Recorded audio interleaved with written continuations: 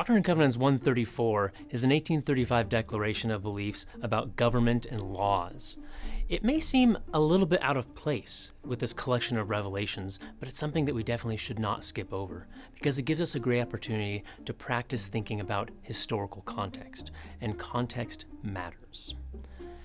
In the section heading, it gives us a hint about what's behind this declaration of beliefs on government and law, specifically a concern about the church's beliefs being misunderstood or misinterpreted. This should cause us to wonder, why were the church leaders so concerned about being misunderstood? Did they have reason to be? And as it turns out, they did. They had a lot of reasons. One accusation that the church was trying to combat in what we now know as Section 134 was a concern by others that the church was anti-American or anti-patriotic or anti-government.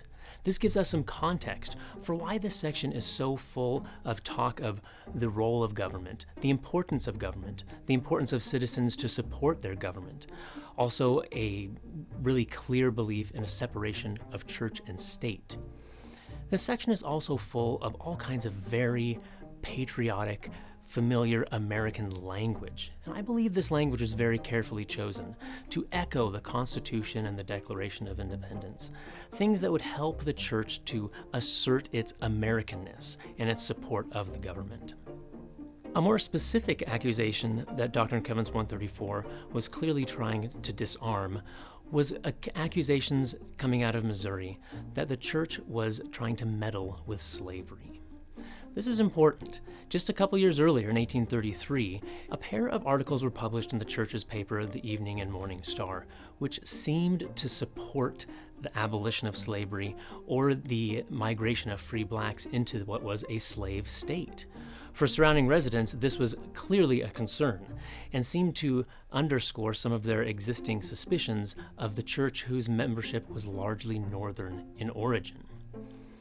To combat this, the last two verses of Section 134 make very clear that in the preaching of the gospel, the church would not meddle with bond servants, in other words, slaves.